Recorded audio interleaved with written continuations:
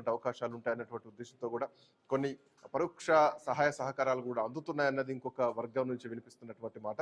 So ఏదేమైనా కానీ ఒక బీసీకి మీ అవకాశం ఇచ్చాం అని కాంగ్రెస్ పార్టీ ఇప్పటికే ఇంకా ఆ ప్రచారం ఇంకా స్టార్ట్ చేయలేదు.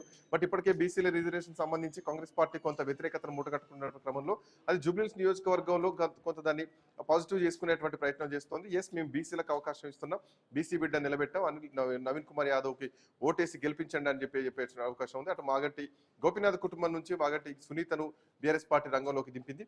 ఇక భారతీయ జనతా పార్టీ బీసీలకు అవకాశం ఇస్తా అని చెప్పినా కానీ ఇక్కడ ఎవరికి ఇస్తారు? ఎందుకంటే చంద్రబాబు నాయుడు బలం చేకూరినటువంటి సిఎన్ రెడ్డికి ఏమైనా అవకాశం ఇస్తారా, లేదంటే అటు తెలుగుదేశం పార్టీ మద్దతు కూడా బీజేపీకి ఉంటుందన్నటువంటి ఉద్దేశంతో ఆయనే అభ్యర్థిగా లంకెల దీపక్ రెడ్డిని ఏమైనా పెట్టేటువంటి అవకాశం ఉంటుందా? చూడాలి ఎట్లాంటి పరిస్థితులు ఉండబోతున్నాయో అన్నది మాత్రం చూడాలి. ఎందుకంటే దీపక్ రెడ్డికి కొంత తెలుగుదేశం పార్టీ బలం కూడా ఉంది అన్నది ప్రధానంగా వినిపిస్తున్నటువంటి అంశం. సిఎన్ రెడ్డికి కాంగ్రెస్ పార్టీ టికెట్ ఆశించినా కానీ ఆయనకు రాలేదు. సో నవీన్ కుమార్ యాదవ్ వైపే కాంగ్రెస్ పార్టీ మొగ్గు చూపింది. సో ఇప్పుడున్నటువంటి పరిస్థితుల్లో ఎవరు గెలుపు గుర్రాలు ఆల్రెడీ రెండు పార్టీల నుంచి ఇద్దరు కూడా డిక్లేర్ అయ్యారు. ఒకటి మాగంటి సునీత, నవీన్ కుమార్ యాదవ్. నవీన్ కుమార్ యాదవ్ చాలా బలమైనటువంటి ఓటు బ్యాంకును గతంలో సాధించినటువంటి వ్యక్తి. రెండో స్థానానికి వచ్చినటువంటి ఎంఏఎం నుంచి పోటీ చేసి ఆ తర్వాత మాగంటి గోపీనాథ్, ఆ తర్వాత అజారుద్దీన్, ఆ తర్వాత మూడో స్థానంలో నవీన్ కుమార్ ఉన్నటువంటి వ్యక్తి. ఒక బలమైనటువంటి వ్యక్తిని మాత్రం కాంగ్రెస్ పార్టీ రంగంలోకి దింపింది. సతీష్ గారు ఉన్నారు బీఆర్ఎస్ పార్టీ నాయకులు మనతో పాటు. సతీష్ గారు, గుడ్ ఆఫ్టర్నూన్. గుడ్ ఆఫ్టర్నూన్ అండి.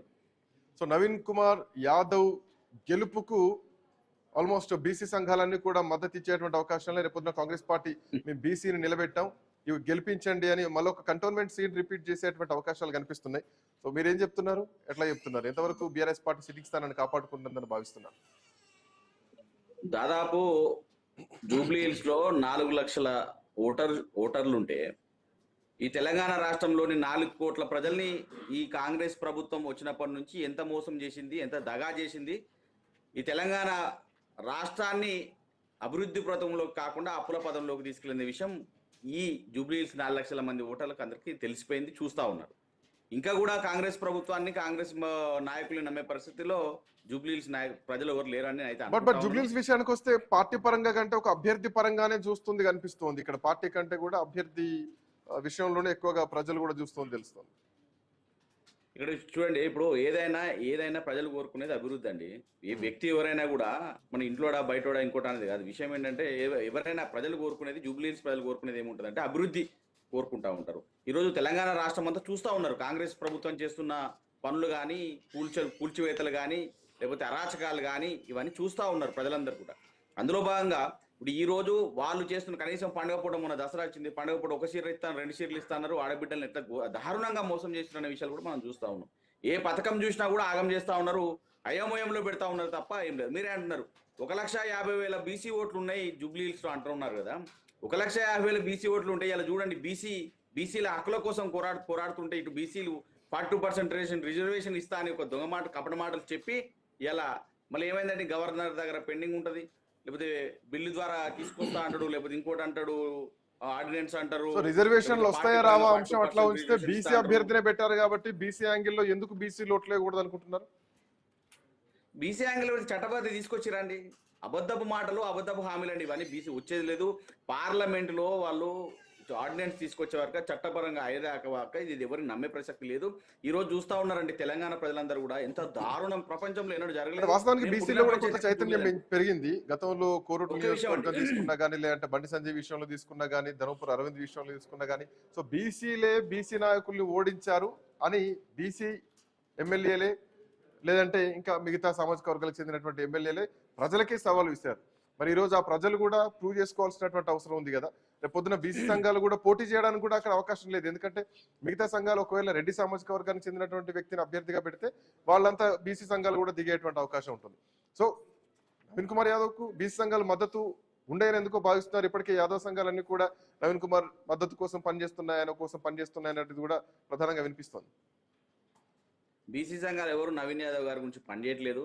ఇలా తెలంగాణ రాష్ట్రంలో ఉన్న అశోక్ నగర్ విద్యార్థులు కానీ, ఇటు నిరుద్యోగులు కానీ, రైతులు కానీ, రాష్ట్రం అంతటా ఎక్కడైతే మహిళలు కానీ, వృద్ధులు కానీ ప్రతి ఒక్కరు కూడా జూబ్లీహిల్స్కు తరలి వచ్చే అవకాశాలు ఉన్నాయి.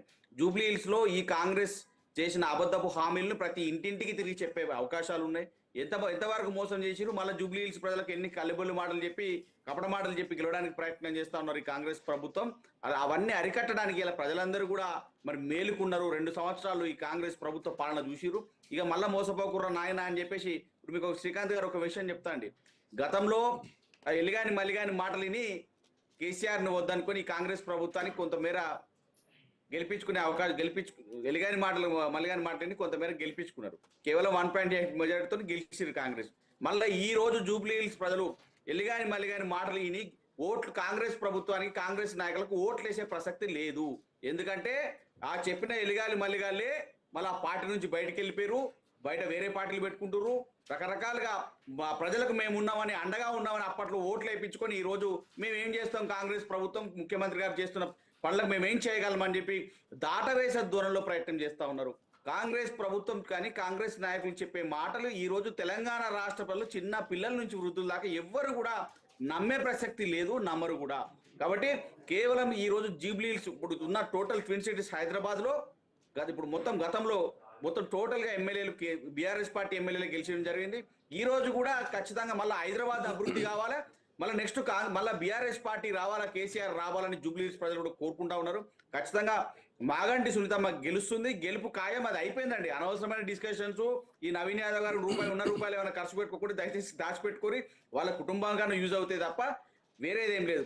దయచేసి ఇప్పుడు మేము ఒకటే చెప్తున్నాం, నవీన్ యాదవ్ గారికి కానీ ఇటు బీజేపీ నాయకులకు కానీ ఇంకోరికి నాయకులకు కానీ చెప్తా ఉన్నాం, ఇంకో ఇతర పార్టీ వాళ్ళకి చెప్తా ఉన్నాం, దయచేసి మీకున్న 1-2 ఎకరాల భూములు జాగలు పైసలు దాచిపెట్టుకోరి, అనవసరంగా ఖర్చుల పాలు కాకుర్రి.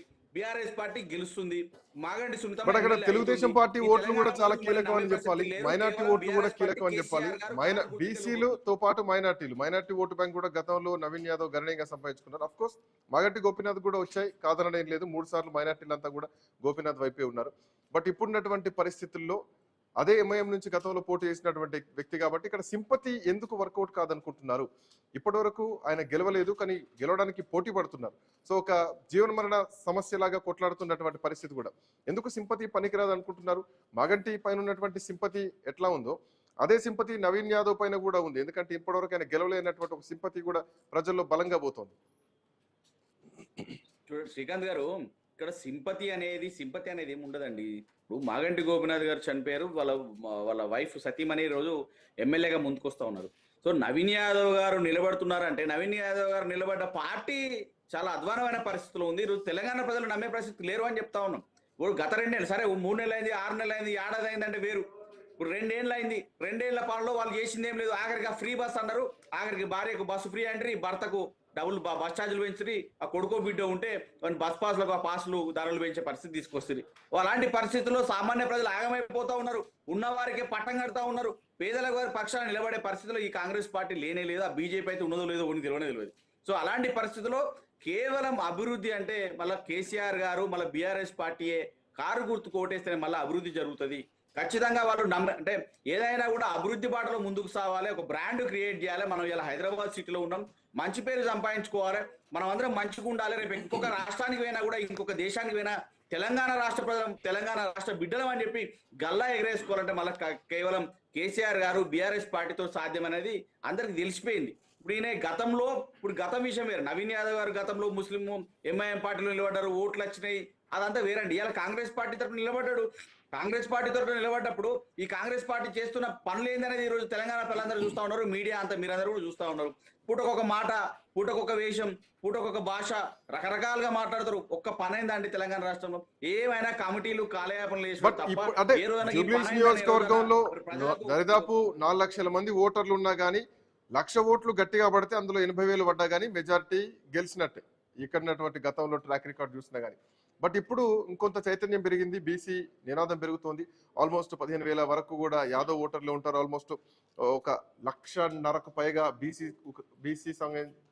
బీసీ నాయకులు కానీ, బీసీ ఓటర్లు కానీ, బీసీ ఉపకులాలు కానీ, ఇవన్నీ కూడా 1,50,000 ఉంటాయి.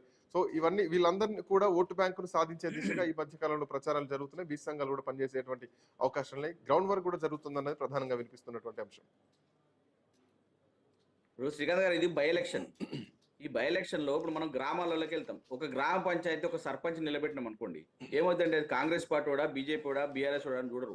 మనిషి మంచోడా, మనోడా, మన ఊరి గ్రామానికి బాగా చేయగలుగుతారనే ఒక విషయాన్ని నిమిషం చూస్తా ఉంటాం. సతీష్ గారు 1 సెకండ్. అద్దంకి దయాకర్ గారు కాంగ్రెస్ పార్టీ ఎమ్మెల్సీ మనతో పాటు ఫోన్ లైన్ లో